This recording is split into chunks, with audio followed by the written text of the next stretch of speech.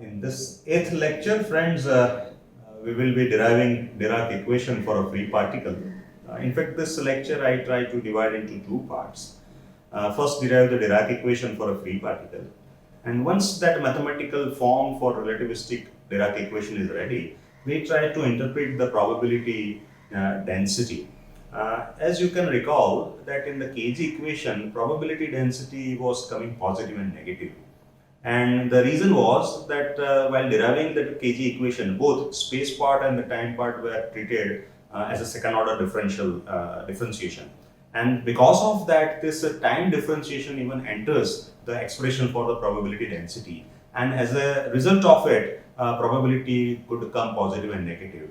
And you know that if the probability is the position probability, then the interpretation of negative probability is against the physical understanding. So our intuition to interpret this negative probability, we multiplied that probability by charge and calling it as the charge density. We get a remedy of understanding the positive and negative probability charge density and corresponding current we call as the electric current.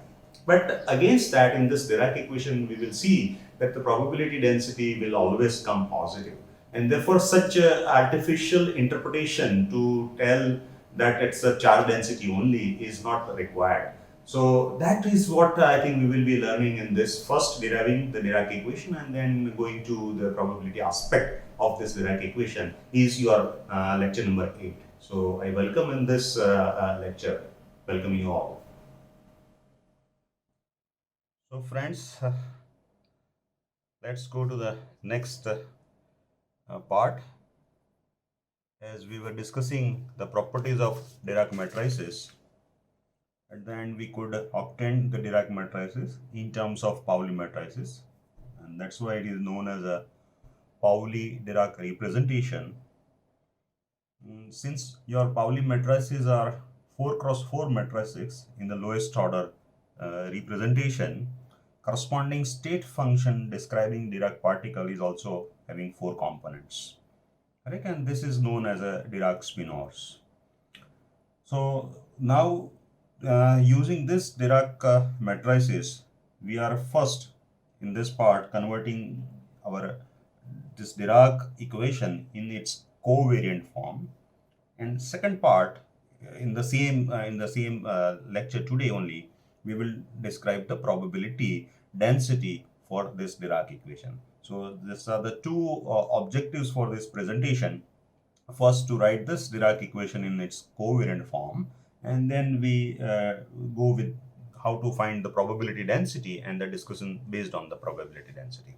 Right? So I start writing my Dirac relativistic equation, correct? And then how it can be converted into the covariant form that we do here. So I start writing my Dirac equation. So this is my Dirac equation which I will start writing. It is E, which is written in the form of IH ka del by del T, and then psi, don't forget this is your 4 component vector, correct? And then on right hand side that C into alpha dot P, that I can write P again as a minus IH cut nebula, so it will be minus I CH cut, and that your alpha dot nebula, but this will now operate on psi, so it will be like this first term. And of course we have a term corresponding to rest mass energy, so B beta m0 c square, and that is psi. So this is my Dirac equation for a free particle. And then I multiply both sides by, in fact I need this CH cut on other side, this beta is also on other side. So what I do, in fact, I multiply both sides by beta by CH cut, correct? That's the thing which I'll do here. And then I take this first term on right hand side on the left side. So basically what I'll have is I beta, and here CH cut will cancel out because I'm multiplying this. So what I'm left with is only alpha dot this nebula psi, correct? And then I will write the term on the left already there. So I beta by CH, one H cut is cancel out. So del psi by del T, and that term also I'm bringing on the side. So this beta square and one c will cancel out. So it will be beta square m0 c square by h cut psi equals to 0. So multiplying both sides by this term, we get this particular form. And then don't forget this nebula, basically it is a differential operator on the space coordinate that is something like your del by del xk. So if I take k is equals to 1, 2, 3, then this 1, 2, 3 actually goes as x, y, z. And therefore, this is a dot product between alpha and nebula psi. So basically, there are three terms corresponding to x component, y component, and z component. So basically, it is a summation that we can write. So this notation, if I use, then the first term I can write like sigma over k, and don't forget k will go from 1 to 3, and 1 means x, 2 means y, and 3 means z. This alpha, since it's a dot product, so only x component with x component, y with y, like that. So alpha k, and this term nebula psi I write like del psi by del xk, right? And of course, in the second term, what I do, I multiply here I and divide by I. So basically here it will be I square which I write, so it will be minus. So this I can write as a minus, correct, upon this beta, and then I multiply and divide by I, so it will be like this, correct? So we have this term del psi by del t.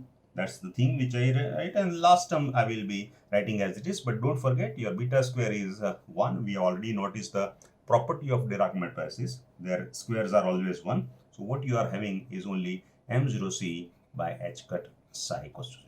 And then in order to make it a more compact, what I define this I beta and this alpha k, all three together I write as something like a gamma k, correct? So I define something like gamma k as minus of I beta and alpha k. Don't forget, this is your Dirac matrix.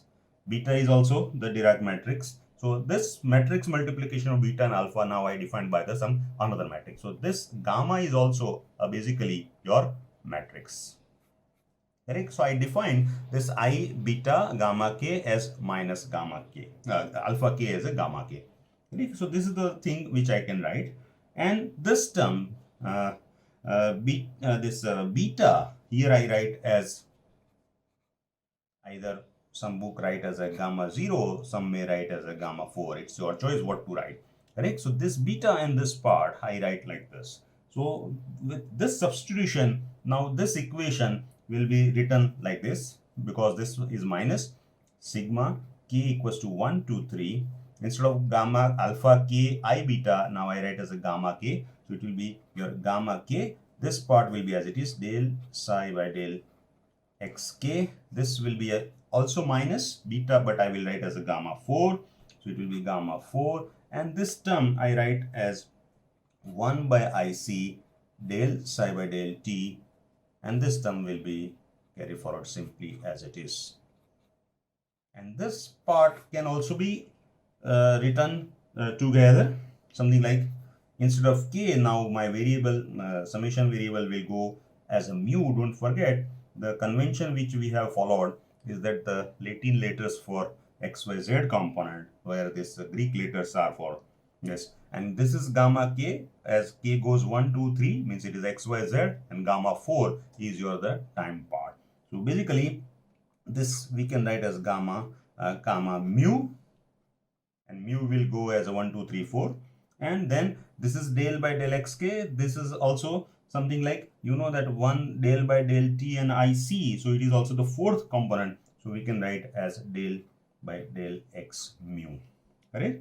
And then this part with negative sign I write here, both have now psi, so I can write it commonly outside this bracket. And no need to say, since right hand side is 0, I can remove this sign also.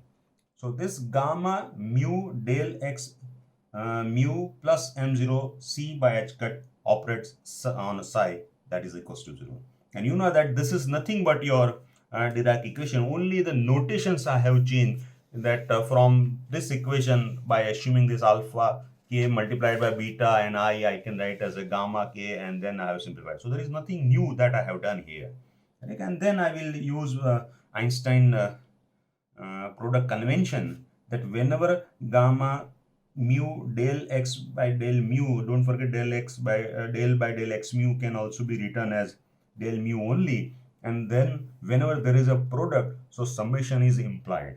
Einstein has thought that whenever you have such a product of two terms, gamma mu del by del x mu, which I can write as del mu, so for this product summation is always there, so there is no need to write. So what he suggested, that whenever you have such terms like x mu, y mu, and product, since it is a product, so summation is always there.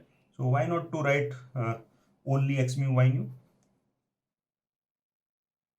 Because it implies that summation is always there. So this we can write very in a very short like this. Let me write it on a next page. So we have a now final form that I can write.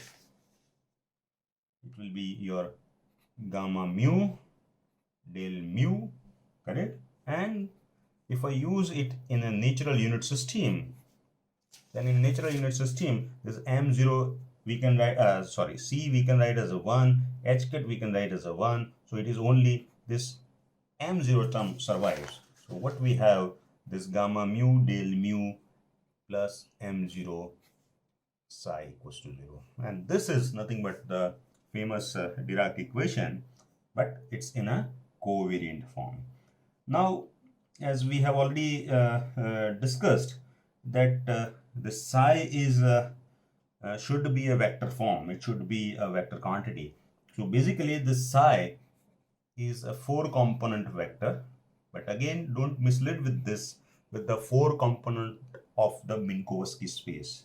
Correct? But it is relativistically, this equation is relativistically invariant only when psi is a vector. Correct? So basically, this form is known as the covariant form of the Dirac equation. So this is one part which we were discussing, or we were intended to discuss in this part, that how Dirac equation can be written in its covariant form. But the another part, which is more physical in origin, that the basic idea behind Dirac equation was to get rid of that conceptual difficulties arised because of the negative probability density, and that can be resolved if we write the equation in the first order. So with that idea, we have done all this exercise, and we are at the end able to find the Dirac equation. So let us check whether the probability density is indeed a positive quantity or not. So I start now. My second half of this session is to describe the probability density. This is for Dirac equation that I am writing. So again, my starting point will be to write the Dirac equation. So I write like this. So it will be IH cut del by del t operates on vector psi. Don't forget, it's a 4-component vector. On another side, minus ICH cut, and then of course alpha dot nebula psi, and that last term, the restmask term, that I write. So it will be like this. So my this is the Dirac equation which we know.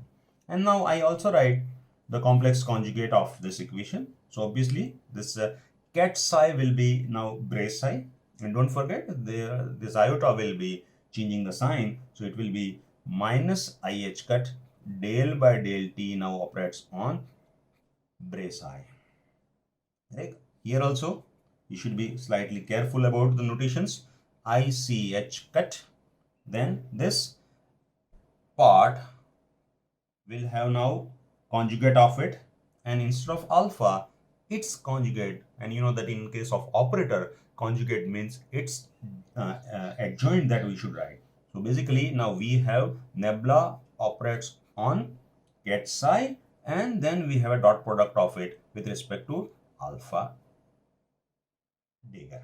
But we also know that this alpha Dagger is nothing but alpha itself, because for a free particle, this Hermitian property of alpha is possible. And of course, for here also we write the same thing, but now it's a Bray-Psi that I will write first, and instead of beta we will have beta Dagger. This m0c square is just a number, so it will be as it is. Okay, so this is the complex conjugate of the above equation which I have written. And you know that in order to get the probability, whatever exercise we have done in the case of KG equation, the same thing I do here. So what I do, this equation, the first equation, I multiply from the left by, say, this is already Cat-Psi, so I multiply by Bray-Psi, and this equation I multiply from the right by the Cat-Psi. So now I'm multiplying this equation every time from the left by Bray-Psi. The second equation I multiply from right by the Cat-Psi, and then I subtract. So I do now the subtraction. So accordingly, I'll just do the cancellation. IH cut being common, I write, and then I'll write this. I multiply from the left, so it will be psi, and then del by del t of this psi. Correct. This is the first term, and then of course it will be plus. It comes from right side. IH cut is already gone, so del t, and this comes from right side. So this is how I can write the first term, and then this term on the right hand side, which I will write with something common. Let us say minus ICH cut. Here also minus ICH cut, so that is all common part. So minus ICH cut common, and then here little carefully I will write all the term. This is now multiplied from the left by Bray-Psi, so that I should write first, and then comes your alpha, then dot comes nebula psi. Correct. So this is my first term, and then of course this term, but it is now changing the sign. So plus what comes from right, that I will write at the end. So what I'll have is nebula psi and this alpha, but alpha Dagger I am writing as alpha only, and this psi. Correct. And if you just consider the last term and use the beta Dagger is the same as beta, because it is also a Hermitian operator, then you can see this m0c square and this m0c square, everything is the same, so it will be cancel out. So I hope I don't need to write it, because they are same. Beta Dagger is again you can write as a beta, then everything is same, so it simply cancels out. So we have this equation, and you know that some cancellation is possible, like IH cut from both the sides gets cancelled. So as simple as possible we can do, and this is psi del psi by del t plus this. So this is nothing but if you apply the chain rule for the differentiation and taking del by del t common, then this is nothing but your